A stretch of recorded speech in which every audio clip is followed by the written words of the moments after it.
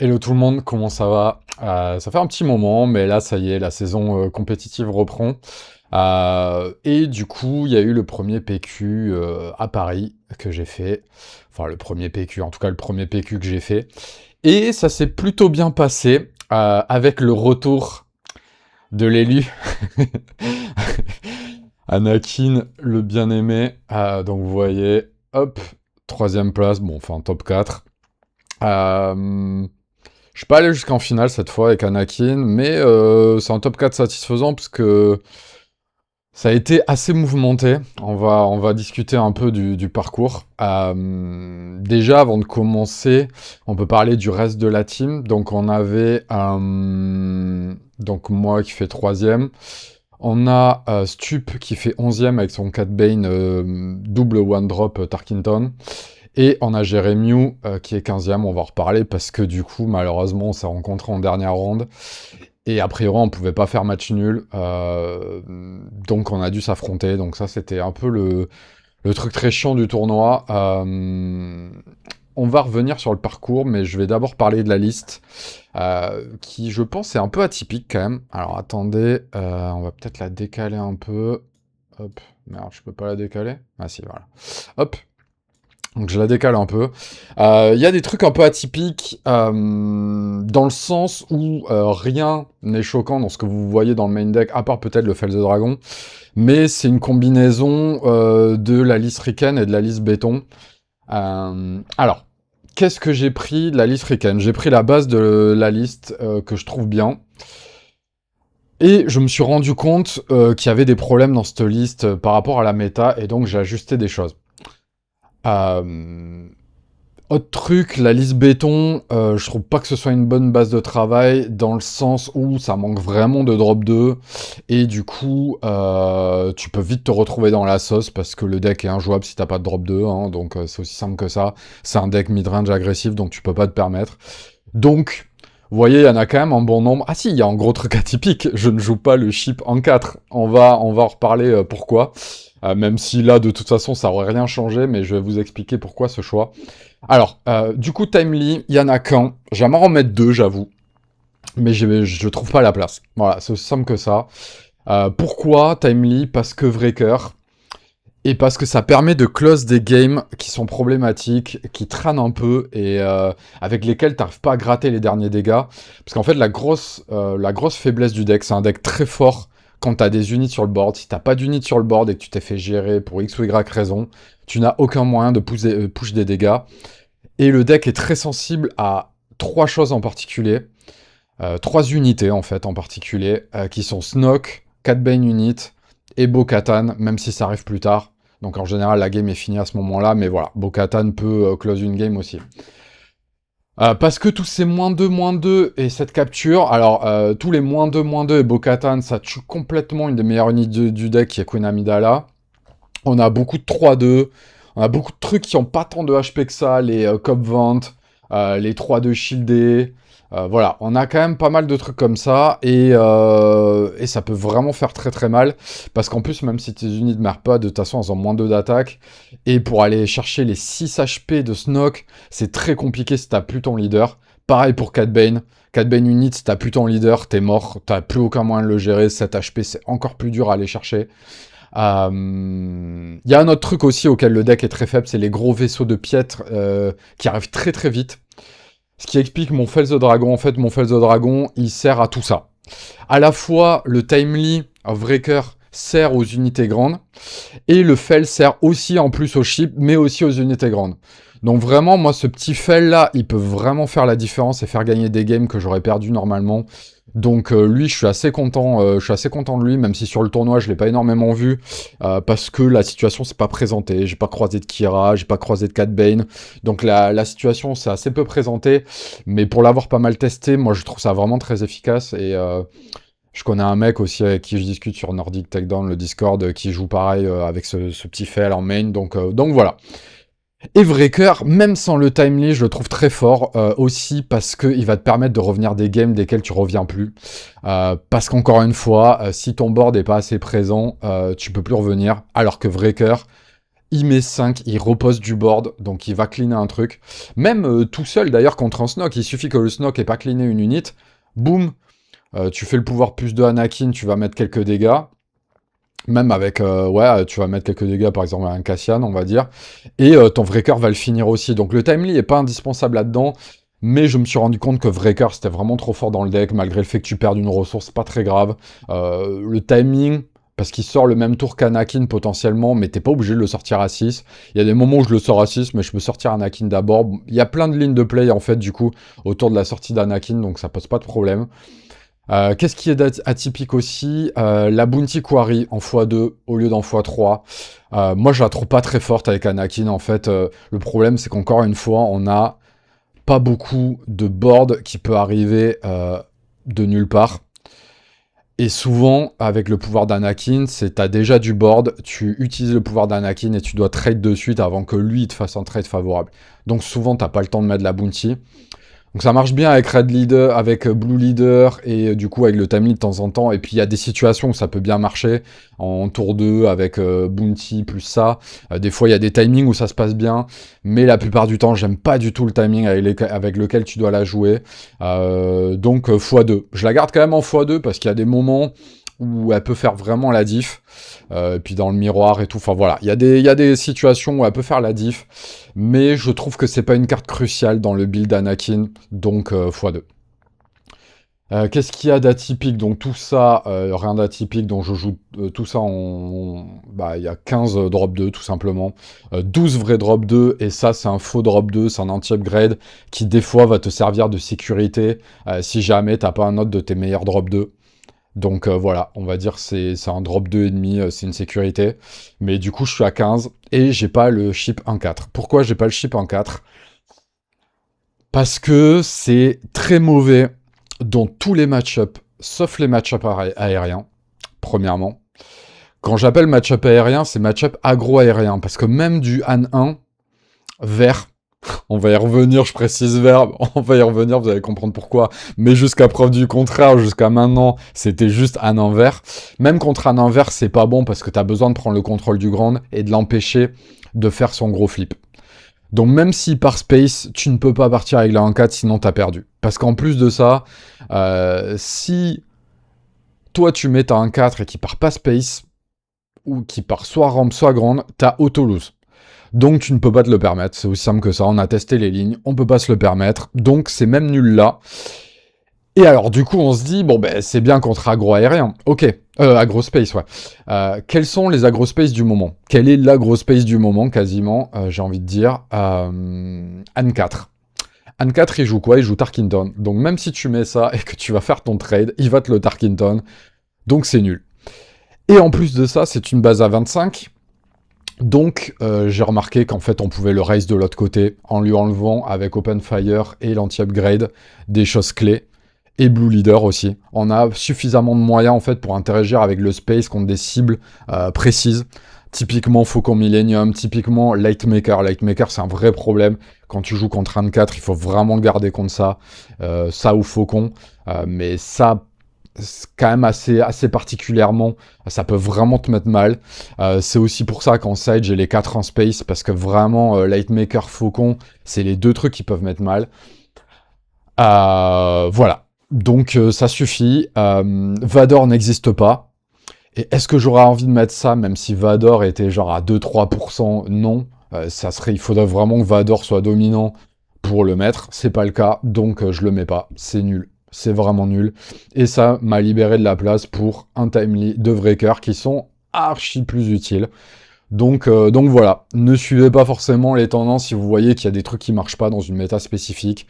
Ça, pour le coup, tout le monde le met dans sa liste et c'est complètement nul. Et c'est d'ailleurs le truc en side Evira en premier, donc ça prend littéralement 3 places dans ton deck pour rien. Donc voilà, on peut se le permettre avec Anakin vert parce qu'on aggro plus facilement. Legal Authority, j'en laisse un en main, c'est vraiment bien, il y a plein de moments où, en fait, ça se joue quasi que sur le leader, parce qu'en fait, ça ne capture qu'un truc qui a moins de force que toi. Donc, dans tous les match-ups agressifs, et même contre des 1-1, des trucs comme ça te permet d'aller choper un drop set, c'est insane, parce que ton Anakin, souvent, quand il sort, il a 7 de force, et tu peux aller capturer un Han Solo, un Han Fist Nest, un aérien. Alors la plupart du temps c'est pour aller choper des trucs aériens évidemment, mais c'est très versatile, ça peut aller choper une sentinelle aussi et close une game, un Taifu, un Chirrut. Moi je trouve ça vraiment très bien et ça rajoute 2 HP en plus à Anakin, ce qui est pas du luxe, parce que t'as envie que ton Anakin il stick le plus longtemps possible. Donc voilà. C'est pas la carte clé du deck, donc elle est en x1, mais moi j'aime bien pour le petit effet de surprise, et elle m'a souvent fait des games, donc je la laisse en x1. Blue Leader, no comment, c'est trop fort, t'embouches le space, t'embouches le sol, c'est trop bien dans la méta actuelle, c'est vraiment trop bien. Le fait d'embouche à 3 le space ou à 5 le grand, c'est parfait dans la méta actuelle. Bon, évidemment, on préférait que ça embouche à 4 le space, mais voilà, on va pas être trop gourmand non plus. C'est vraiment trop fort. Cassian, no comment, c'est trop fort, c'est une 3-5, tu peux sortir Smuggle. Covenant, vous connaissez la tech, c'est pour aller chercher tous nos drop 2 qui n'ont plus aucun sens maintenant. Les drop 2 de ce set, entre Caris et Mina Bonteri, c'est quasi des drop 3. Et on est sur des drops 2.5, on va dire. Et en plus, le Constable qui permet d'aller chercher un anti-upgrade à un timing clé, c'est trop fort. Donc voilà, Covenant. Et moi, Covenant, je le trouve encore plus fort d'Anakin parce que tu peux aller taper à 5. Vraiment, dans Anakin, c'est 3 auto-inclus, il n'y a aucun débat. C'est beaucoup trop fort. Le 3 de Shield, qui restaure 1. J'avoue que je préférais la 3-3 parce que bah, ça évite tous les -2 à la con qui peuvent traîner, même s'il n'y en a pas beaucoup actuellement. Mais moi j'adore le 3 d'attaque shieldé, j'adore ça. Ça marchait trop bien, méta d'avant, rappelez-vous, quand je fais finale, je joue ma 3-3 shieldé qui met trop contre Queenland. Il y a des match-ups dans lesquels c'est vraiment trop fort, ça casse la tête aux adversaires dans les bons match-ups. Moi j'aime bien un x2, donc pareil c'est pas x3 parce qu'il y a des match-ups dans lesquels c'est pas bon, mais quand c'est bon, c'est vraiment très bon. Donc voilà, à jouer dans les bons match-ups. Yu-Wang, ça c'était plus dans la liste béton, il y a de moins en moins de gens qui le jouent. Je vais vous dire, pour moi c'est indispensable, pour la simple et bonne raison que c'est la carte clé du match-up Anne envers. C'est-à-dire que là, à l'heure actuelle, dans le main deck, on n'a rien qui tape à 4 et qui en drop 3. Donc en fait, si Anne rampe, tu n'as qu'un drop 3 pour aller gérer Anne, ou alors un drop 4 immédiat. On n'a pas de drop 4 immédiat qui permettent de faire 6 dégâts ou d'incliner Anne. Donc du coup, Yu-Wang, il te permet, c'est presque ton drop 4 immédiat, il te permet d'aller booster une unit qui va te permettre d'aller chercher Anne. Et ça surprend. Du coup, pourquoi il faut aller chercher Anne? Parce que tu peux pas te permettre quand il rentre qu'il sorte un drop 7 direct, c'est trop tôt. Vraiment, ça te met trop dans le mal. Du coup, sa seule solution, s'il a anticipé, c'est de te wheeler. S'il a pas wheelé, t'es trop bien, tu le bloques complètement, c'est un enfer pour lui. Moi, je gagnais des games juste là-dessus. Et si tu wheelé, ça reset le statu quo, on va dire.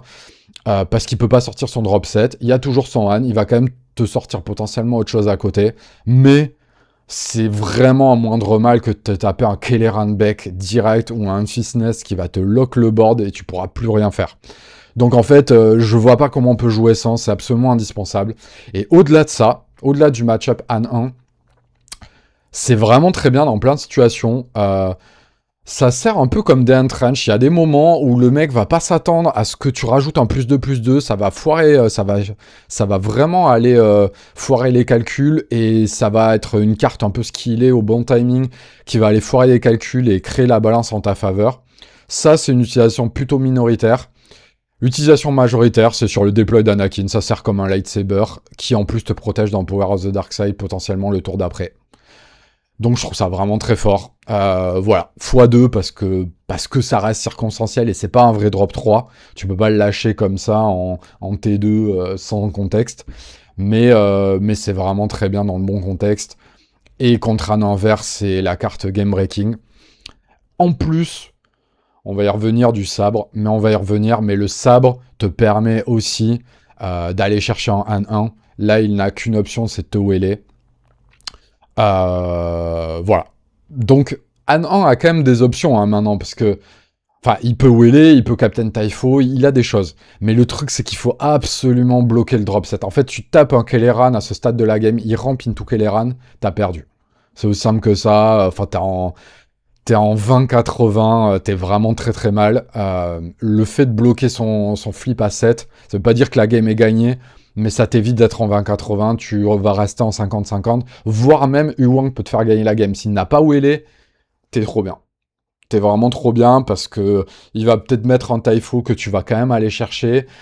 Et son Han, le tour d'après, tu vas le gérer. Donc voilà, il va être obligé de te gérer ton Huang avec son Han. Enfin, ça crée des situations vraiment reloues pour lui, qui fait qu'il va pas pouvoir drop set ce tour-ci et potentiellement pas pouvoir drop set le tour d'après, parce que tu vas blue leader, tu vas open fire. Enfin voilà, t'as plein de moyens le tour d'après de gérer son leader qui a déjà pris des dégâts. Donc voilà, t'es vraiment bien. Obi-Wan, bah, no comment, t'as 3-5 qui fait sentinelle quand elle arrive, c'est trop fort. Enfin, c'est trop fort, c'est vanilla fort. Open fire, absolument indispensable pour aller chercher tous les trucs aériens à 4 qui te font perdre des games. De temps en temps, ça va te permettre de gérer un truc sur le grand dont tu as besoin. C'est assez rare. Moi, je le garde vraiment à 90% pour l'aérien, mais ça peut servir sur le grand. Voilà, c'est auto-inclus, t'as pas le choix, tu go pas space, tu dois jouer open fire, tu n'as que ça de toute façon, donc ça est blue leader, donc voilà, il n'y a pas le choix. General Blade, la carte est forte, il n'y a pas à tortiller, mais dans Anakin DV, c'est absolument n'importe quoi. Parce que oui, on est dans une méta où il y a beaucoup d'anti-upgrade, mais on s'en fout parce qu'en fait, quand tu le mets sur Anakin, en fait, le flip d'Anakin est très important. Il y a plein de lignes de play autour du flip d'Anakin. Mais souvent, tu peux le temporiser beaucoup. Il y a plein de match-up, plein de situations de jeu où tu vas le temporiser énormément. Et comme tu as pris l'avance sur le board, tu vas forcer l'adversaire à jouer des trucs, normalement, et à dépenser ses ressources. Et donc, tu vas pouvoir faire des trucs avec tes unités déjà sur le board, puis sortir Anakin, puis lui mettre General Blade, voire double General Blade, et là c'est n'importe quoi. Mais en fait c'est vraiment trop fort, le +3/+3 sur Anakin, souvent Anakin il va taper à 10, t'en mets 2, il tape à 13, enfin c'est absolument n'importe quoi, il est intuable en plus de ça. Donc il va te faire gagner, ça va te faire gagner à lui tout seul, plus le General Blade, tu vas gagner des races que tu n'aurais jamais gagné avec aucun autre build du jeu. C'est vraiment pour moi la carte craquée du deck avec Anakin. Hein. Vraiment, il y a zéro débat. Et en plus de ça, tu vas pouvoir poser d'autres trucs. Bah, typiquement, regardez une ligne de play auquel on pense pas souvent. Tu sors Anakin, tu mets General Blade dessus, tu tapes avec Anakin, t'as -2 sur ta prochaine unité, tu sors un Cassian de Smuggle, par exemple. Ou une Padmé, n'importe quoi, mais tu peux sortir un Cassian de Smuggle comme ça. T'as dépensé une carte de ta main à ton tour. Ouais, il y a trop de lignes de play, il y a vraiment trop de trucs. U1, General Blade, tu peux même Obi-Wan, General Blade, si t'as besoin d'une petite sentinelle ce tour-ci, ou de temporiser, Cop Vent, General Blade, Open Fire, General Blade. En fait, le truc, c'est comme ça à 3, ça te permet de faire trop de trucs. Et en plus, si t'as fait 3/3, tu peux aussi poser un drop 2, genre un charismémique, Mina Banteri, ou même un anti-upgrade. C'est absolument n'importe quoi. C'est la carte fumée du deck. C'est incroyable. Vraiment, tu ne peux pas jouer sans cette carte. C'est du x3, auto-include. Et en plus de ça, ça te permet de gérer d'autres situations, comme j'ai dit, contre un 1. Des fois, t'as pas le choix, tu dois aller mettre un General Blade. T'as des moments aussi où l'adversaire commit des ressources. Boum, tu mets un General Blade sur un Gangi ou un Obi-Wan, ou même n'importe quoi. Des fois, sur Huang aussi, s'y attendent pas. Même des fois, si c'est pas Jedi, c'est pas grave, ça va te permettre de mettre des +3/+3 pour créer des trades favorables pour toi. Même si il y a un anti-upgrade qui arrive plus tard, c'est pas grave parce que t'as généré la value souvent à ce moment-là. Donc il y a vraiment des timings, il faut pas... C'est comme les pilotes, faut pas mettre Gungi into General Blade, il t'anti-upgrade, tape auto-lose. Faut pas. Là, à l'heure actuelle, il y a trop d'anti-upgrade. Moi, je le faisais en début de méta contre Anne de ICL, par exemple, ou Sabine. Mais là, aujourd'hui, le problème, c'est qu'ils jouent des anti-upgrades en main pour la plupart, donc tu peux pas te le permettre. Mais il y a plein de situations où ça va quand même marcher. Et sur Anakin, voilà, c'est fumé. Captain Typho, x3, meilleur sentinelle du jeu, voilà, pas grand chose à dire, c'est presque aussi fort que Chirrut, mais l'avantage c'est que c'est moins conditionnel, donc voilà, 4-5 sentinelles, trop fort. Il y a une petite cham en main, pourquoi qu'est-ce qu'elle traîne là? Parce qu'en fait j'ai envie d'avoir 2 chams dans mon deck, Et ça, c'est vraiment des cartes de side. Donc du coup, j'ai mis une petite Cham en main. Elle m'a servi. Honnêtement, il y a des games 1 contre Palpatine, bah je l'ai eu game 1. Donc elle m'a fait des games vraiment. En fait, moi je suis un peu dubitatif sur Cham avec Anakin. Parce qu'avec Han 2, c'est tellement fort. Mais avec Anakin, souvent, il y a un timing où ça arrive un peu trop tard et tout. Mais en fait, là où c'est très fort, c'est pas forcément contre Han. En fait, c'est pas fort contre Han quand il rampe into, il fait son deploy leader. C'est pas du tout fort à ce moment-là parce que t'as besoin de gérer son deploy leader, t'as pas besoin de ramper. Mais par contre, c'est fort le tour d'après pour aller sortir Anakin. Souvent contre Han. T'as géré le deploy leader et souvent avec un tour de retard. Je sais pas trop comment l'expliquer, mais en tout cas, il y a un timing où ça peut être bien. C'est pas indispensable, mais il y a un timing où ça peut être bien. Mais surtout, là où c'est bien, c'est contre Palpatine et Yoda, parce que c'est des leaders qui sortent très tard. Donc du coup, tu peux te permettre de sortir Cham à 4. Alors que par exemple, contre Boba, tous les trucs qui rampent into leader à 5, Kira et tout, c'est pas très bon, je trouve, à 4. Souvent, ça te met un peu en retard, et comme ça a que 4 de vie, souvent, ça va aller se faire saucer par tout et n'importe quoi, par des barrages et tout. Donc sur les leaders à 5, je suis pas très fan. Mais j'avoue que sur Palpatine, ça fait vraiment des games. Parce que tu sors ton leader tellement tôt qu'il l'anticipe pas en général, et du coup tu tapes 2 fois avec Anakin, et ça te permet ça te permet de gagner contre Yoda et Palpatine souvent. Surtout Palpatine. Yoda, j'avoue, j'ai pas assez testé. J'ai vu qu'a priori, d'après les stats, Yoda DV, c'était pas un match-up ouf. Moi, j'avais déjà testé Yoda Force, et honnêtement, je trouvais que c'était du 50-50, parce qu'il y a vraiment des moments où t'arrives à race et il peut rien faire. Notamment avec General Blade. General Blade, c'est la carte cruciale contre Yoda. Du coup, il faudra que je vais tester contre Yoda DV, voir un peu la gueule du match-up à l'heure actuelle. Mais c'est possible qu'il faille repasser à 2 Cham si Yoda DV devient trop là. Parce que Cham est vraiment très forte contre les leaders qui sortent tard. Donc voilà, il y en a une en main, une en side. C'est possible que je dois en rajouter soit une en side, soit une en main. Voilà. Fel the Dragon, je vous ai déjà expliqué. Podameron, ça sous-performe pas mal quand même, Podameron, mais le truc c'est que c'est un 6-6. C'est vrai que je l'ai pas beaucoup sorti, je la joue quand même assez peu la carte. Podameron, il va falloir quand même se poser la question. Queen Amidala, c'est mieux dans 90% des cas, mais des fois contre des trucs aériens et tout, Podameron c'est mieux, mais c'est tellement lent quand tu le sors à 5 sans ICL. C'est vraiment très lent, mais bon, j'ai un Timely, j'ai un pot. Je sais pas. Ça reste quand même... Enfin, c'est une carte extrêmement solide. Le truc, c'est que vous voyez, on a accès à un pool de tellement bonnes cartes, en fait, que les choix sont super durs à l'heure actuelle. Mais c'est possible que je vire un pot pour rajouter une Cham. C'est une option. Après, l'avantage, c'est que pour les discloses de Charismatic, c'est du rouge héroïsme aussi, on en a besoin, donc voilà. Cinta. Au début, j'étais pas du tout convaincu de la carte. Je jouais sans... mais en fait, c'est indispensable dans certains match-ups. Ça te fait gagner certains match-ups et c'est nul dans d'autres. Le truc, c'est que dans tous les match-ups agressifs, Cinta, ça te fait des games. Et pas que des match-ups agressifs, des match-ups aussi où tu as besoin de pousser des dégâts très vite et où il y a une course. Alors, tous les match-ups agressifs, c'est fort. Ça dépend des situations. Typiquement, contre Sabine, des fois, tu vas te retrouver dans une situation où tu es en train de la race, et des fois, tu vas te retrouver dans une situation où tu l'as contrôlée. Quand tu l'as contrôlée, Cinta sert à rien. Quand tu es dans une position de race, Cinta te fait gagner. C'est aussi simple que ça. Quand les decks agro-aériens, Cinta te fait gagner. Contre Piet, Cinta te fait gagner. Voilà, Boba DV, elle peut te faire gagner aussi. Enfin voilà, tout un tas de match-ups, ça fait gagner. Donc t'en as besoin. Et j'en aurais eu besoin d'une 3e en side. Honnêtement, parce que y a des moments où t'as besoin de Cinta, c'est la carte clé, et voilà, c'est la carte qui te fait gagner match-up. T'en as absolument besoin, et des fois, c'est une carte qui ne sert à rien. Typiquement, dans tous les match-up mid-range et tout, ça ne sert à rien. Quand les decks contrôlent, ça sert pas très souvent non plus, parce que t'as plus souvent envie de tempo, sortir Anakin, taper avec General Blade, taper fort et tout. Mais il y a des moments, contre les soft control et tout, où Cinta fait le taf.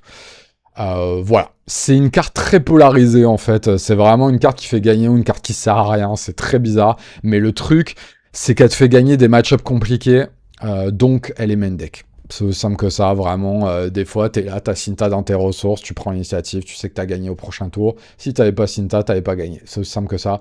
Je vais vous faire un petit retour après sur mon parcours, mais vous allez voir qu'à un moment, le fait que j'ai pas Cinta me fait perdre une game. Donc voilà. Breaker, j'ai expliqué un petit peu. Killeran, bah, y a pas de débat, voilà, c'est trop fort, zéro débat. Et Home One pour aller chercher un peu de reach et gratter contre tous les decks lents. Euh, il m'a pas servi beaucoup, vraiment, c'est quand on est dans le grind du grind, dans les match-up miroirs, peut-être Yoda. J'en ai pas joué à ce moment-là, mais peut-être Yoda, mais j'ai quand même l'impression qu'il faut plutôt aller lui gratter des dégâts très vite. Les Kira, les Hard Control, même si on n'en voit pas trop, mais bon voilà. Il y a des match-ups où ça sert. J'en ai mis en troisième. Il m'a quasi jamais servi, je crois. Si, Queenland, ça grindait. Queenland, c'était bien contre. Donc voilà. Du coup, mon parcours maintenant, j'ai eu un parcours assez compliqué, on va pas se le cacher. J'ai eu un parcours beaucoup plus compliqué que avec Anakin bleu quand il y avait Force Row.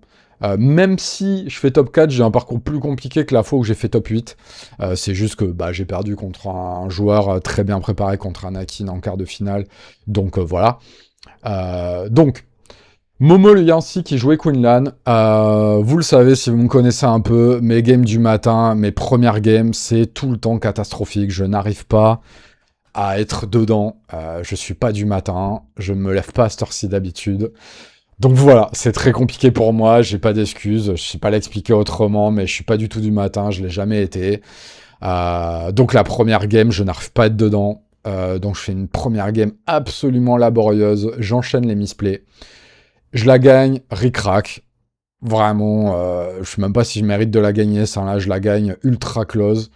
Mais je fais trop de misplay, c'est aussi simple que ça, vraiment. Je sens que mon cerveau n'avance pas, je suis lent, j'arrive pas à avoir du timing d'avance. En plus, Queenlan, c'est un match-up que j'ai pas du tout traîné sur ce set, que j'ai quasi pas vu. Donc voilà, même si je connais très bien le deck, bah c'est quand même pas pareil, parce qu'il a des nouvelles cartes et je joue plus le même deck. Donc voilà. Première game très compliquée, je la gagne quand même. Deuxième game, je joue mieux. Mais il a la sortie parfaite et j'ai aucune réponse. Typiquement, il a Red 5 tour 2, j'ai pas d'open fire. C'est très compliqué Red 5 contre Anakin parce que du coup, tous les traits normalement positifs que tu fais, il te les fait punir avec Red 5. C'est vraiment une carte cauchemar contre nous. Voilà, vous le savez, Red 5, c'est la faiblesse d'Anakin. J'ai jamais l'open fire ni rien, donc on grind chacun et tout, mais j'arrive pas à prendre le edge, c'est très compliqué. À un moment, j'arrive à tanker mon Anakin. Je dois trade des trucs sur le board. Je peux pas taper que basse parce que j'ai pas pris assez d'avance à cause du Red 5 qui m'a pourri toute la game. Malheureusement, le tour d'après, il a bamboozle le cauchemar parce que bah du coup mon Anakin meurt. Parce que je crois que j'avais mis un General Blade et un Legal Authority. Mais le truc, c'est que j'avais été obligé d'aller gérer un truc en face. Et du coup, avec le bamboozle, il a pu soit me le tuer direct, soit me l'incliner, me le finir avec un autre truc. Donc voilà. Donc au final, on se retrouve à grinder jusqu'au bout et je la gagne d'un PV. Voilà. Donc c'est pas les games les plus glorieuses de ma vie, mais bon voilà, on prend ces 2-0. Je sais que mes games du matin, c'était pas un adversaire facile, c'était pas un match-up facile. Donc je sais que mes games du matin, elles sont dures. En général, je prie toujours pour me taper quelqu'un de facile sur un match-up que je connais bien. Là, c'était pas le cas. Heureusement, c'était pas non plus un top player, hein, parce que là, vraiment, je pense que j'aurais pris mon 0-2. Mais voilà. Ça restait un bon adversaire avec un deck contre lequel j'avais peu train. Donc, c'était dur. Ensuite, qu'est-ce que je me tape? Un piètre rouge. Donc, si vous connaissez un peu le deck, vous savez que piètre rouge, c'est un match-up soit très facile, soit cauchemardesque. Pourquoi très facile cauchemardesque? Si le deck ne rampe pas, c'est ok. Si le deck rampe into quelque chose de très bien, c'est cauchemardesque. C'est ce qui s'est passé. Enfin, cauchemardesque, c'est dur. Pas cauchemardesque, mais dur. C'est aussi pour ça que j'ai mon Fall the Dragon. Du coup, bah, qu'est-ce qui se passe? Bah, évidemment, il a la sortie Goldé, il a le petit droïde, into Tech Super Laser, into Invisible Hand, into Devastator. Du coup, j'ai pas Fall the Dragon, malheureusement, pour gérer le Devastator, qui m'aurait sauvé la game, parce qu'on se retrouve dans une situation où en fait on a quasi autant de dégâts sur la base, sauf que moi j'ai mon Anakin à flip qui peut taper à 8, et je l'ai mis à 22. Sauf que le problème c'est qu'il y a ce putain de Devastator, et il est untap. Donc je sais très bien qu'il a un barrage dans la main. C'est évident, il n'y a pas à lire la situation 15 ans, c'est évident. Et du coup, j'ai pas mon Fel the Dragon qui m'aurait sauvé en tuant le Devastator. Ah, même pas en plus parce qu'il avait Invisible Hand. Donc non, Fel the Dragon ne servait à rien à ce moment-là. Il avait 2 gros chips, je pouvais rien faire. En fait, il fallait pas qu'il y ait Invisible Hand parce qu'Invisible Hand, ça fait des barrages à 8. Je préfère Ruthless Rider. Mais voilà, du coup, il avait vraiment la pire sortie contre moi. Enfin, la meilleure sortie contre moi. Du coup, qu'est-ce qui m'aurait sauvé? Je vous le donne en 1000, Cinta. Cinta, boum, je sors le leader, je tape à 8 avec Cinta immédiatement, la game est finie. Malheureusement, j'ai pas Cinta. Du coup, qu'est-ce que je fais? Je tente le coup, il passe, il joue le jeu du pass, je pose des trucs, il passe, je pose des trucs, il passe, évidemment, vu qu'il a le barrage. Du coup, je prends l'initiative, je sors pas mon leader, je prends l'initiative, je prie pour piocher Cinta, je ne pioche pas Cinta, j'ai perdu. Voilà, donc, j'ai quand même en side contre, j'ai 2 Fel de Dragon en plus, je rentre ça. Qu'est-ce qui se passe? Je mulligan, pas de T1, pas de T2. Je pioche, pas de T2. Bah, je concède. Voilà. Donc, je me prends un 2-0 ridicule. Voilà. La deuxième game, ridicule. Ça n'arrive jamais. Genre, j'ai tellement de T2, T1, T2 dans le deck, ça n'arrive pas. Ça arrivait au pire moment. Enfin, au pire moment. Non, pas au pire moment. Mais ça arrive au moment où je suis en 0-1 et que je peux pas me le permettre. Donc voilà, je me fais voler par Piette. C'est un classique avec Anakin DV. Tu peux te faire violer par Piette. Violer, non, pardon, excusez-moi, le lapsus horrible. Voler par Piette, ça arrive. Faut l'accepter, hein. C'est vraiment un deck de débile. C'est pas un deck qui fait gagner, mais il y a des gens qui le jouent. Donc voilà, tu peux te faire voler par Piette. Comme tu peux complètement l'atomiser. Nous, dans nos trains, c'est complètement polarisé. C'est soit je perds comme ça, soit je gagne largement. Donc voilà. Après, j'enchaîne sur le poteau Bronto, ex-FFG, qui est chez BO maintenant. Donc FFG, l'éditeur évidemment, c'est pas une team. Qui jouait Palpatine jaune. Et les games se passent pas de ouf. En fait, malheureusement, Palpatine jaune, pareil, c'est un match-up que j'ai quasi pas traîné sur ce set, parce qu'on n'en voyait plus du tout. J'aurais jamais cru qu'il y ait autant de Palpa jaune. Genre, c'était quasi le deck le plus représenté avec Yoda. C'était insane. Vraiment, pareil, on a une méta qui a aucun sens. Un nombre de Palpa jaune hallucinant. Et donc, je me tape Palpa jaune.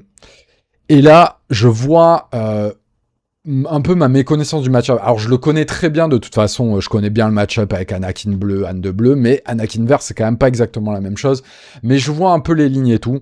Le problème, c'est que je fais une erreur sur la première. Enfin, je fais une erreur. Pas vraiment. C'est difficile de le cataloguer comme erreur parce que je pense que c'était un play qu'il fallait tenter, mais je l'ai fait avec la mauvaise unité, je pense. Je sors un Captain Typho. Je me dis, Captain Typho, faut quand même se méfier parce que s'il me pique ça et que le truc, il est encore vivant, je vais me retrouver dans une situation où je vais devoir taper sa sentinelle, machin, ça peut me bloquer les derniers dégâts que j'ai besoin de sur Anakin. Donc, j'ai quand même senti que c'était potentiellement pas l'idée du siècle. Mais le problème, c'est que il me sort, j'ai sorti ça parce qu'en fait, c'était mon seul truc qui permettait de capturer un Legacy Run. Et évidemment, il sort le Legacy Run, et moi, j'avais Legal Authority dans la main. Donc en fait, j'avais anticipé qu'il allait sortir un Legacy Run. Du coup, je sors Captain Typho into la capture. Problème, donc ça se passe très bien. Problème, il lui restait un mana, ou 2, je sais plus. Et il me sort le seul truc contre lequel je peux rien faire. C'est, il me sort ISB Agent, et il ping le Typho. Et au prochain tour, je sais qu'on est à 7 ou 8 ressources. On a 8 ressources et je sais qu'il va me le piquer. Et c'est catastrophique. Je perds la game là-dessus. Je perds la game sur ce ping. Parce que sinon, en fait, il n'avait plus de board. Donc du coup, j'étais en mode, bon, ben, il est obligé de poser du board pour me pinguer. Et du coup, je peux gérer son board avant qu'il me ping. Il n'a pas de moyen de me pinguer immédiatement. Sauf ce putain de ISB Agent, parce qu'il était à 2 ressources. J'avais anticipé le vaisseau là à 3 qui ping. Mais il avait un SB dans la main. Alors qu'on était à 7 ressources, je crois. Et il avait pas tant de cartes que ça en main. Donc, assez dur. C'est vraiment dur parce que sans ça, il prend pas la game. Donc il apprend vraiment sur un ISB Agent, très dur, parce qu'évidemment, là c'est cauchemardesque la situation. Il récupère le Taifo, je dois aller taper dans le Taifo, il récupère le Gasiron, la partie est catastrophique. Vraiment, j'ai aucun moyen de revenir de ça. Donc catastrophique. Donc voilà, je perds la 1 sur ça. Et la 2 est extrêmement serrée, je sais plus ce qui se passe exactement, mais c'est vraiment très serré. Et la 3, par contre, je la gagne largement, parce que là, je sens que je suis beaucoup plus à l'aise avec les lignes de play contre. Et puis surtout, j'ai vu qu'est-ce qui marchait pas en termes d'unité. Typiquement, Taifo, je les ai sortis quasiment, parce que ça sert à rien, je m'en fous d'avoir une sentinelle dans le match-up. Par contre, Queen Amidala, trop fort, parce que il peut pas aller la pinguer et tout, c'est un cauchemar pour lui. En plus, je peux aller taper avec les spies et tout. Enfin voilà, ça crée des situations vraiment merdiques pour lui. Donc voilà, j'ai vu les lignes. Sham fait vraiment la game aussi. Troisième game, elle me fait la game de fou. Le fait de sortir Anakin avec un tour d'avance, ça le met tellement mal. Donc voilà. Ensuite, j'enchaîne sur Sabine. Là, vous avez voulu dire, il se fout de notre gueule, mais je vais encore vous redire presque la même chose. J'ai quasi pas train le match-up. En fait, là, j'ai l'impression qu'il y a, à part Amilara El Piet, il y a que des match-up pas méta sur Carabas, là, clairement. Et puis même dans la team, il y a quasi personne qui joue ses decks, à part Sabine Camino. Mais voilà, et du coup, vous allez voir Jérémy qui jouait Palp, mais moi, je croyais qu'il était passé sur Ré ou sur Yoda, je pensais pas qu'il était resté sur Palp, quoi. Donc voilà, donc Sabine. Alors, le match-up est pas inconnu, hein, mais quand je dis j'ai pas traîné le match-up, c'est que j'ai pas traîné intensément le match-up pour connaître toutes les lignes qui marchent. Je le formule comme ça. Mais évidemment, je connais les cartes, je sais à peu près ce qui marche et tout, mais j'ai pas traîné toutes les lignes de play. Donc je suis pas ultra à l'aise avec le match-up, et on fait un 2-1. Parce que je suis pas ultra à l'aise avec le match-up et qui joue bien. Je crois que c'est la deuxième que je perds. Je fais une ligne de play qui marche pas bien contre, ou je sais plus si je sors pas très bien. J'avoue, je me rappelle plus très bien de ces games-là, parce que je vais vous parler d'une autre Sabine après.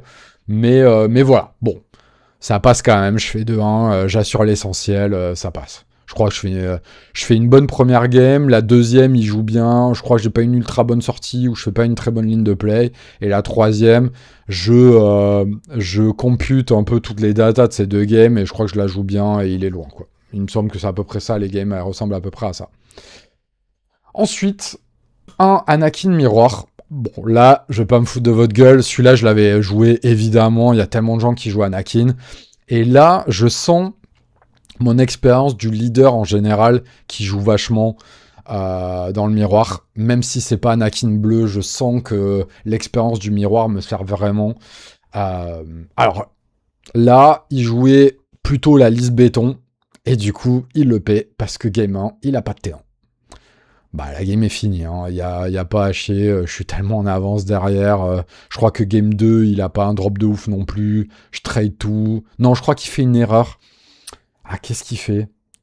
Il fait une erreur, mais bon, il a tilt de pas avoir T1. Forcément, dans le miroir, ne pas avoir T1, c'est catastrophique. En plus, je crois qu'il avait l'init, donc vraiment catastrophique. Voilà, je la gagne, évidemment. Il n'y a pas de débat. Et la game 2, il a l'init. Et il fait une bonne sortie. Je fais une sortie vraiment moyenne. Mais je la gagne quand même. Alors, pour deux raisons, je pense. L'expérience du deck. L'expérience d'Anakin en général. Je sentais que je maîtrisais mieux le leader que lui, de manière générale, sur l'utilisation du pouvoir, les timings de pause et tout. Mais je crois, si je dis pas de conneries, que c'est Vreker qui me remet dedans aussi. Donc c'est ce que je disais. Vreker te permet de revenir de games dans lesquels tu peux pas revenir. Et on se retrouve en late, où je fais un play insane. Bah oui, c'est Vreker qui me permet de revenir, mais pour deux raisons. Vreker me permet de revenir sur le board, il me sort un moine.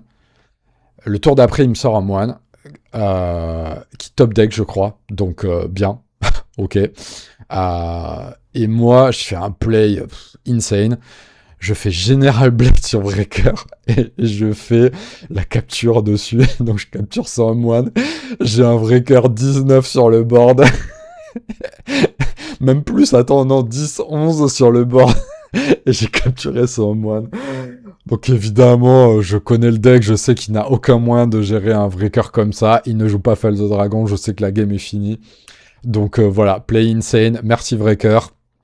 Et merci General Blade into la capture, parce que j'avoue que là, le home one, il me foutait un peu dans la merde, parce que le truc, c'est qu'il m'avait mis pas mal de dégâts base, vu que j'ai une moins bonne sortie, j'ai dû vraiment lutter pour revenir dans la game, et donc du coup, en attendant, tu prends des dégâts base. Je pense qu'aussi, là aussi où il jouait moins bien, je pense qu'il aurait dû plus trader le board que de mettre des dégâts base early. Là, c'est une erreur de méconnaissance du leader aussi. Je sais pas si ça aurait changé radicalement la game, mais ça aurait pu quand même parce qu'il avait vraiment une meilleure sortie. J'avais une sortie vraiment cata. Genre, je crois qu'il avait Caris into Covent. C'est vraiment moi, et à côté j'avais des trucs ultra mous. Donc voilà, bref. 2-0, donc ça je pense que c'était mes games les plus simples pour le coup, parce que match-up que je connais très bien aussi. Et en sixième, sur qui je tombe? Sur Jeremiah, dans ce que je disais, duel fratricide intra-team, donc on n'aime pas ça, hein, clairement, et en plus, encore une fois, un Palpatine, qui est pas un match-up simple, hein, on va pas se le cacher, et surtout que Jeremiah, je sais que c'est un adversaire redoutable, qui est calme, qui connaît ses lignes de play, qui a forcément traîné Anakin, et qui a forcément des trucs dans le deck, qui sont spicy, et évidemment, effectivement, il avait le snub, je sais plus quoi, c'est une 2-3 que tu sors de plot qui te permet d'incliner des unités, et ça permet d'incliner le leader, donc c'est l'enfer quand il sort son leader et qu'il m'incline le mien, c'est l'enfer. Il gagne une game là-dessus, d'ailleurs, il stabilise game 2 là-dessus. Bref, je m'égare, game 1, je suis bien. On joue sur les tables de stream à Atmos. Vous allez trouver que c'est une excuse, mais je vous explique le contexte. Et on est hyper loin les uns des autres. Et je sais pas, la position de la table, elle est un peu étrange. C'est normal, quand t'es en stream, t'es jamais dans tes conditions normales. Et du coup, game très intense intellectuellement. Et j'oublie j'oublie de sortir mon unit du COP 20. Et je suis en mode, putain, c'est pas possible. Je sors l'unit du COP 20, c'est sûr, la game 1, je la gagne, j'ai pris trop d'avance et tout. Sans ça, ça le remet pas even dans la game, mais ça le remet quand même bien dans la game. Moi, je suis en mode, putain, j'ai oublié le COP 20, on en discute et tout. Je suis en mode, honnêtement, je suis à moitié tilté. Parce que je sais que contre un adversaire comme ça, c'est pas possible de faire ce genre d'erreur, vraiment.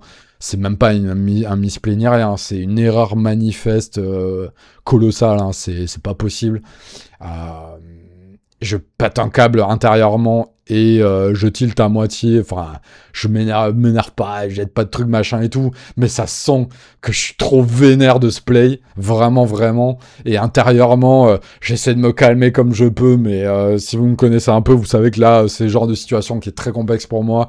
Genre, j'ai vraiment envie de me taper la tête contre un mur, de faire ce genre d'erreur, c'est juste pas possible, quoi. Surtout en game 6 et tout, enfin, c'est pas possible. Bref. Vrecker me fait gagner la game. Encore une fois, merci Vrecker, hein, parce que sans Vrecker, je revenais plus dans la game. Mais Vrecker me fait revenir dans la game. Et je l'arrache au dernier moment sur un charismémique qu'il est obligé de gérer. Et en le gérant, j'ai le rouge et je peux aller gratter les derniers dégâts.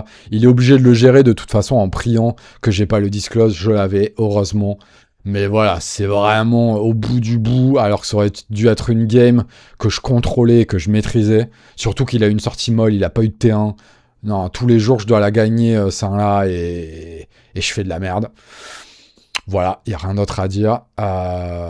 Game 2, je fais une bonne game. Il fait une bonne game.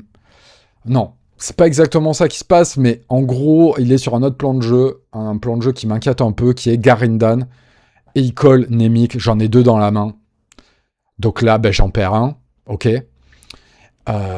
Je mets pas l'autre, parce que du coup, j'ai plus de disclose dans la main, donc je crois que je mets une Mina Banteri. Donc ça, j'avais anticipé qu'il allait regarder dans ma main et tout. Donc j'avais une bonne main pour ça. Le problème, c'est que tour d'après, comme un débile, je ne ressource pas le Nemik, parce que on voit quand même que c'est une carte clé dans le match-up, donc je ressource pas, sauf qu'il m'a clunky. Et il me rejoue le Garendan et il enlève le deuxième Nemik. Et là, je fais oh putain. Et là, j'ai quasi plus de cartes dans la main. J'ai 2 cartes en main. C'est l'enfer.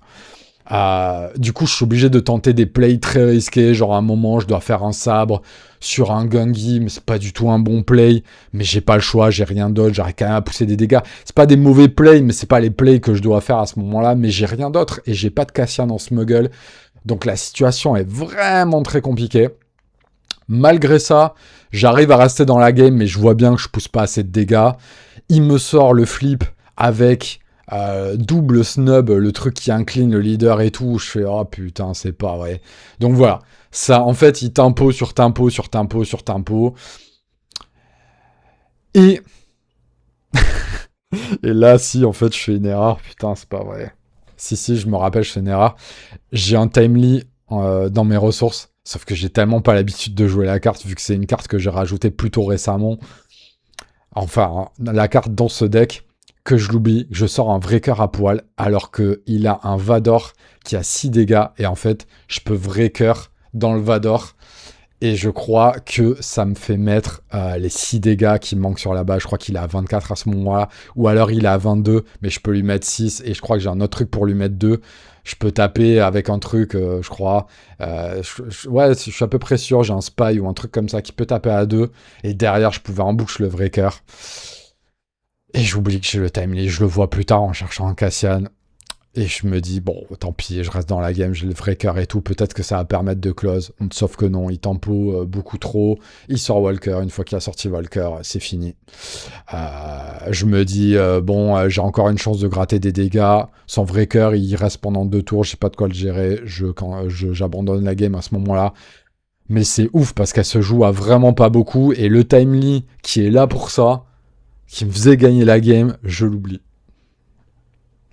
Bon, bah écoute, y a des jours comme ça, voilà. Mais là, j'ai envie de dire, pour le coup, c'est plus un truc du fait que c'est une tech que j'ai rajoutée 3-4 jours avant et que je ne l'ai pas beaucoup utilisée et que je ne l'ai pas utilisée du tournoi.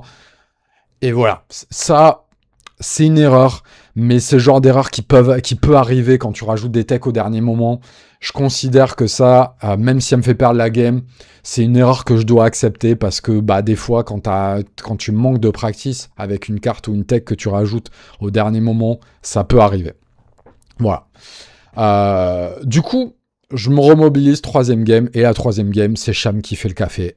Je fais une bonne game, il fait une bonne game, on a tous les deux une sortie normale. Sauf que Cham me met en avance de ouf parce que il commit ses ressources, je Cham, je sors Anakin, je tape avec Anakin, je me dis prochain tour s'il a pas de no good, j'ai gagné la game, il a pas de no good, j'ai gagné la game. Voilà. Donc je passe à la suite. Ah oui, si, aussi, on était au time du time, il restait quasi plus de temps et tout. Quand il voit la situation, il me la concède. Merci à lui. Bon, on est dans une team, normalement, c'est le genre de choses qui se fait. Mais comme on était sur des games un petit peu tendus à cause de la première, où moi, j'ai pas été très agréable, on va pas se le cacher. Voilà, donc voilà, très honnêtement, j'étais même pas sûr qu'il la concède à ce stade-là. Moi, j'étais en mode dans ma tête, voilà. Je parlais même plus, j'étais en mode dans ma tête de toute façon. Donc voilà, donc il la concède. Et derrière, mais je la gagnais de manière manifeste, hein, clairement. Mais voilà, ça aurait été quelqu'un qui n'était pas de la team. C'est possible que le mec aurait fait, bon, bah vas-y, on draw, et Inch'Allah, ça passe peut-être. Mais avec la draw, ça serait peut-être passé en vrai, on serait peut-être passé tous les deux. Vu que y a Film Movie, je crois, qui est en 4 en 1, donc il y a des 4 en 1, 4-2-1 qui sont passés. Ici, 4-2-1 aussi. Ah ouais, donc 4 en 1, ça passait en fait. Hein. Ok. Attendez, on en est où? On en est là. Ouais, bah en fait, ça serait passé. Hein. Le 4 en 1 nous aurait fait passer tous les deux, mais on savait pas à ce moment-là. Bref, du coup, je passe, je suis 3ème, je tombe contre Loulou. Loulou, ma Némésis, non pas ma Némésis, mais en tout cas, la dernière fois, j'ai perdu un top 8 contre lui au dernier... Ah non, c'était avant-dernier set, c'était Bosque. Donc non, c'était pas au dernier set, c'était à l'avant-dernier, on s'était pas recroisé depuis. Mais j'avais perdu en top 8 contre lui, donc je voulais me venger. La dernière fois, il jouait un 2 ICL, cette fois, il joue Sabine. Bon, voilà, même couleur, hein. C'est sa spécialité. Quand il joue ses couleurs, il ne rate jamais un top 8. C'est insane. À chaque fois qu'il joue un 2 ICL ou Sabine, il ne rate pas les top 8. Donc voilà, pression, excellent joueur, qui ne rate jamais les top 8 quand il joue ses couleurs. Donc ça pose le truc. Je sais que contre Sabine, j'ai pas du tout un match-up défavorable, mais je sais qu'il faut très bien la jouer, surtout qu'encore une fois, j'ai pas traîné énormément les lignes non plus. Première game, je fais une ligne qui me fait perdre. Je le découvre on the spot. J'ai hésité avant de la faire parce que je me suis dit, est-ce que ça, c'est pas une ligne qui fait perdre? Mais je me suis dit, si wing leader, donc en gros, je go grand, il go space. Je me dis, si wing leader, je suis peut-être dans la merde, je open fire. Sauf que le problème, c'est que derrière, j'ai plus du tout le contrôle du board.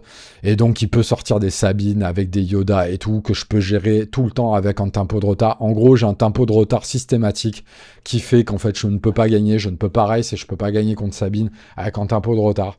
Donc, j'aurais dû accepter l'aérien et aller grande et gérer éventuellement plus tard des trucs comme ça. Mais voilà, je pense que contre Sabine, c'est un truc que je dois accepter. Et je dois plutôt garder les open fire pour les Sabine Masterpiece, parce qu'en plus, son Sabine Masterpiece derrière il me met dans une sauce totale. Ça fait trop de value Masterpiece, tu peux pas te le permettre de le laisser. Donc voilà, payer 3 ressources pour tuer un drop 2, c'est pas un bon play contre Sabine. Je sais pas pourquoi je découvre ça à ce moment-là. Je me démobilise pas, parce que je me dis que en jouant bien, le match-up est largement prenable. Et en plus, j'ai une petite spéciale sauce, spéciale tech en side, qui est... Déjà, j'ai les 2-1 qui peuvent aller gérer du Masterpiece. Et j'ai Let's Call It War, qui est très bien, parce que ça fait 3 dégâts dans le pire des cas, ce qui permet de gérer tout son aérien. Mais ça peut aussi faire 3-2. Et ça, j'ai vu que quand il joue la 3 de Space, ça peut faire vraiment des différences de fou. Et c'est ce qui se passe. Sur la game, il go space, parce que je m'en doutais, et tout le monde sait très bien que c'est le point faible d'Anakin. En plus, il voit que je joue pas les 1-4, donc c'est vraiment open bar total. Sauf que cette fois, j'ai Blue Leader, j'ai Let's Call It War qui clean une 3-2 et une 3-2. La game 2, c'est je le stomp totalement, il n'y a pas de game, et en plus, il a une sortie pas ouf. Donc voilà, game 2, c'est stomp. Game 3, équilibré. Je joue bien, il joue bien. Il joue ses lignes, je joue mes lignes.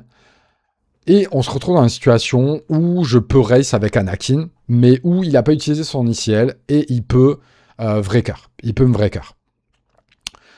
Je temporise, et là, il a une Sabine et une 3-2 sur le board, et je fais, mais attends, s'il a Rebelle Assaut au prochain tour et qu'il me Wrecker, bah, j'ai perdu, parce qu'en fait, j'étais à 21 et ça fait pile 12 de dégâts. Donc là, je vois le truc et je fais, ok, il est en train de me bait. Parce qu'en fait, j'avais des tokens de Queen Amidala et il pouvait me mettre 5 en embouche avec Wrecker. Il avait même pas besoin de... Donc, il avait besoin de le garder contre le Anakin. Mais en gros, si je sortais pas Anakin, il pouvait tour d'après, assaut rebelle into Wrecker. Et j'avais perdu. Donc, je 4 ans en bouche à 3-2, et là, je vois que ça le met dans la merde, parce que je sais qu'il n'a plus de ligne de play pour sortir de ça. Donc, je tempo, je prends mon temps. Il passe, donc il pose rien à 6 ressources, donc c'est vraiment chaud. Donc là, non, je sais que j'ai gagné, mais le truc, c'est que c'est loulou, je me dis, qu'est-ce qu'il peut me sortir et tout, donc je prends la ligne de play safe, je Queen Amidala, ça Sabine. Il n'a plus aucun moyen de revenir, je finis avec Anakin, c'est fini. Donc évidemment, je pouvais taper base de toute façon full, et il pouvait de toute façon rien faire. Mais bon, voilà, je me suis dit, on sait jamais, il a un sabre et tout. J'avais plus envie de faire le calcul à ce moment-là, je me suis dit, je prends la ligne de play qui me fait gagner à 100%, je l'ai prise. Voilà. Les gars autour me disaient, mais pourquoi tu fais ça, tu peux taper bas, ça sert à rien. Je fais, les gars, je me suis retourné le cerveau avec les calculs sur cette game. Je préfère prendre la ligne de play où je suis sûr à 100% que ça marche. Il n'y a pas de raison de prendre le moindre risque contre un bon joueur. Donc voilà, j'ai pris le moindre risque contre un bon joueur. Et voilà, c'est toujours pareil quand t'as perdu déjà contre un bon joueur et tout.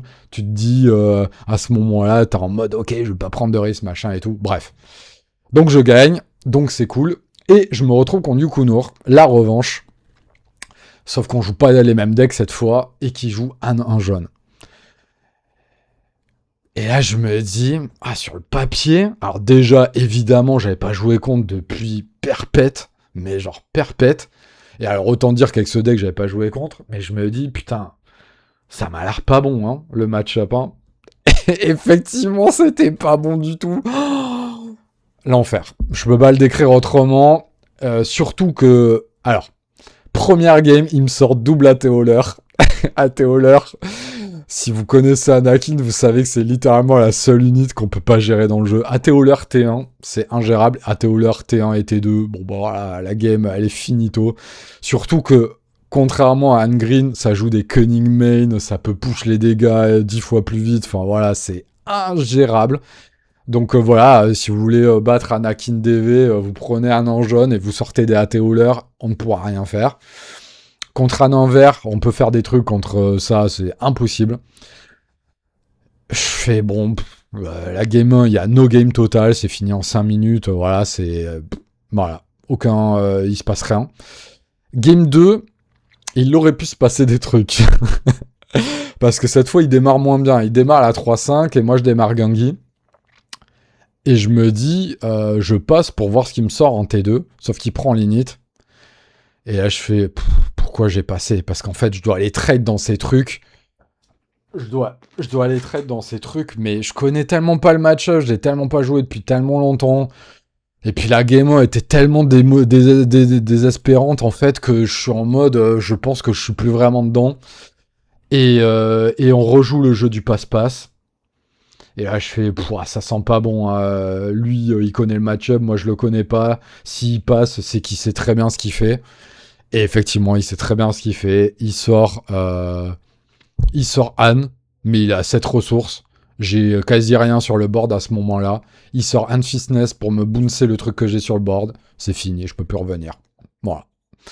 J'ai plus aucun moyen de revenir. Anne Fitness, moi je sors Kelleran. Sachant que je sais que Kelleran ne va pas faire beaucoup de value parce que de toute façon il va pouvoir me bouncer ce que j'ai sorti avec Kelleran. Tour d'après, il continue à bouncer le Kelleran. Allez, au revoir, bonsoir, la game est finie. Let's go.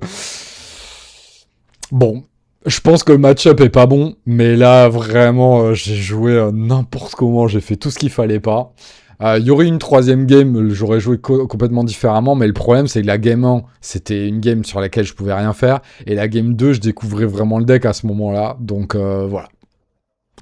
J'aurais dû être peut-être plus malin à ce moment-là, mais en fait, moi j'ai un truc, c'est que j'ai une méthode d'apprentissage qui est d'apprendre par l'échec, en fait. Donc j'ai besoin de me prendre une branlée comme ça pour savoir qu'il faut pas du tout faire ça. Et le problème, c'est se faire ça en demi-finale, voilà, hein, c'est très punitif, hein, on va pas se le cacher. Voilà, sans regret, honnêtement, je pense que même si par miracle j'aurais pris la 2, je vois pas comment j'aurais pris la 3, honnêtement. Il suffisait qu'il sorte un autre AT-Hauler et un Cunning et c'était réglé, donc voilà. Sans regret, juste j'aurais bien aimé faire une vraie game 2, mais sans regret. Je vais tester des games quand même contre pour voir à quel point c'est mauvais le match-up. Je pense que c'est mauvais, mais est-ce que je peux avoir des techs contre ça? J'ai quand même envie de tester par curiosité intellectuelle. Et voilà, c'était mon parcours. Du coup, c'est Yukunu qui gagne le tournoi, hein, donc là, il a pris tout le monde par surprise, clairement. À noter, le Chancellor Palpatine, là, Staz, qui a vraiment surpris tout le monde et qui fait un excellent tournoi, qui bat même Yukunu en ronde. Hein. Le seul contre qui il perd, c'est Stephen Wolf. Stephen Wolf qui mérite d'être mentionné aussi parce que depuis le set d'avant, il ne fait que des bonnes perfs avec son 1-2 Datavolt qui tweak lui-même et tout. Gros respect, sa liste... Moi, sa liste, je l'ai vu nulle part. Hein. Il joue ses 3 PO. Évidemment, il y a des choses qui restent les mêmes, mais voilà, chapeau hein, de jouer. C'est une liste hors méta. Hein. Anne 2 DV, personne joue ça. Et lui, il arrive à perf à chaque fois très bien avec. Il y a des nouveaux trucs. Il y a Kazuda. Il y a le C3 PO. Il joue toujours à la Delphi. Queen Padmé, bon là, ça c'est pas une grande tech de mettre ça. Il joue ça en side. Enfin voilà quoi. GG à lui, il fait encore un beau parcours. Il perd contre qui? Et il perd contre Anne de Vert, je crois. Anne en Vert, je veux dire. Donc voilà, je pense que c'est là aussi un match-up pas évident. Donc voilà. Staz, potentiellement, s'il n'avait pas rencontré le Han 2 de Stephen Wolf, si les pairings s'étaient fait dans le bon sens, potentiellement, il pouvait gagner le tournoi. Hein. Parce que c'était, a priori, le plus gros ennemi de Yukunur en termes de match-up, quoi. Bon, moi, évidemment, aussi, si je me retrouvais avec Anne Datavolt ou Anne Green plutôt que Yukunur, clairement, C'était le pire match-up pour moi en demi. Les deux autres, je les connaissais très bien, les match-up. Donc j'aurais pu vraiment... ça aurait été au moins des games serrés. Ça c'est sûr et certain. Mais très honnêtement, j'étais très confiant dans ces match-up. Parce que ça, pour le coup, c'était des match-up que j'avais train. Donc voilà. Mais c'est le truc des pairings. Très honnêtement, je fais top 4. Comme vous voyez, j'ai eu beaucoup de games difficiles, beaucoup de games contre des match-ups que j'ai pas beaucoup train, une méta très imprévisible qu'on a eu. Donc très honnêtement, je suis content, je suis très content. Pour moi, c'est une aussi bonne perf que celle que j'avais faite à Tours. Parce que j'étais moins préparé, on est dans une méta beaucoup plus wild. Anakin DV, autant il est très bon, autant il y a des match-ups quand tu les connais pas, ça peut être très compliqué parce qu'on joue pas bleu, on n'a pas des moyens de revenir de game très compliqués. Donc voilà, très content. J'ai vu que Matalien avait gagné en Belgique avec Anakin. Il a une liste assez spicy, hein. Je suis assez curieux de voir un peu quelques choix, pourquoi il les a fait et s'il changerait des trucs dans sa liste. Je suis très curieux d'en discuter avec lui, donc j'espère qu'on va faire une vidéo ensemble, soit sur les cartes sur table, soit ici. Mais voilà. Après, j'ai une conclusion qui va être un peu bizarre, qui est que je me demande si Anakin est le bon deck à jouer actuellement. Parce que là, on voit que la méta, c'est Anin Vert, Yoda. Clairement, c'est les deux decks qui ont le plus perf. Kira, normalement, devrait être plus jouée aussi parce qu'elle perf très bien. Et tout ça, c'est pas des très bons match-up. Donc Anin Vert, je vous ai dit, j'ai des lignes et tout. Mais Yoda, il faut que je teste plus en profondeur. Mais en tout cas, au mieux, c'est 50-50. Mais je pense que ça peut être pire que ça. Il faut voir. Il faut que je tech un peu plus il faut que je vois les lignes en fait plus. Donc ça va dépendre de ça. Mais Kira, je pense que c'est pas ultra bon non plus parce qu'ils ont tech de fou contre nous. Ils mettent des Anakin en main, des Snoke et tout. Enfin, ils mettent beaucoup trop de trucs qui sont trop chiants contre nous. Donc le match-up, là aussi, au mieux, il est even. Au pire, il est pas bon. Mais en tout cas, je pense pas qu'il soit favorable. Il n'y a pas d'aggro aérien. Ça, c'est un truc de fou. Alors que moi, c'est des match-ups que j'attendais. Je voulais leur rouler dessus. Il n'y a pas d'aggro aérien. En tout cas, les Han 4, 0, 0, 0. De tous les aggro aériens, il y avait un Vador 4 rouge. C'est insane. Donc là, ça, c'est la méta parisienne. Mais j'ai pas l'impression qu'il y en ait beaucoup ailleurs non plus. Ou en tout cas, qui en perf. Il n'y en a pas beaucoup. Donc voilà, on est passé d'une méta assez wild à une méta wild parisienne, mais très ciblée. Palpatine, Yoda, Sabine. C'était ça la représentation. Donc vraiment très bizarre. Moi j'attends de voir un peu comment ça évolue semaine prochaine. Mais les gens, en tout cas ce qui est sûr c'est que Yoda, c'est le deck le plus joué de la méta. Ça a aucun sens. Ça a aucun sens parce que le meilleur deck de la méta c'est un invers. Mais un invers, il y a plein de gens qui veulent pas jouer ça. Voilà. Donc pour moi là il faut jouer un deck au prochain PQ. Il faut jouer un deck qui bat un invers et qui bat Yoda. Hein. Est-ce que du coup ça serait pas le temps de Palpatine? Mais le problème, c'est que Palpatine, vous avez vu, contre Anakin, c'est pas évident. Et contre Sabine, c'est toujours aussi dur. Donc là, on est vraiment dans une méta pierre, papier, ciseaux qui est très bizarre. J'ai pas la réponse. Il faut voir un peu semaine pro comment ça stabilise, mais j'ai pas la réponse. Mais je suis pas sûr, en tout cas, qu'Anakin DV, ça soit le meilleur moment. Mais le deck reste fort. Donc voilà. Je sais pas trop quoi en dire. Moi, je sais pas si je vais rester dessus toute la méta, sachant que là, j'ai un gros trou avant les PQ. On va être fin janvier, donc le jeu va plus avoir rien à voir. Donc c'est pour ça que je suis content d'avoir perf à ce PQ là maintenant, parce que vraiment, je sais pas quel est l'avenir d'Anakin DV, très honnêtement. Donc voilà. Qu'est-ce que vous allez jouer ce week-end? Dites-moi comment vous voyez la méta actuellement. Et je vous fais des gros bisous. À bientôt. Ciao.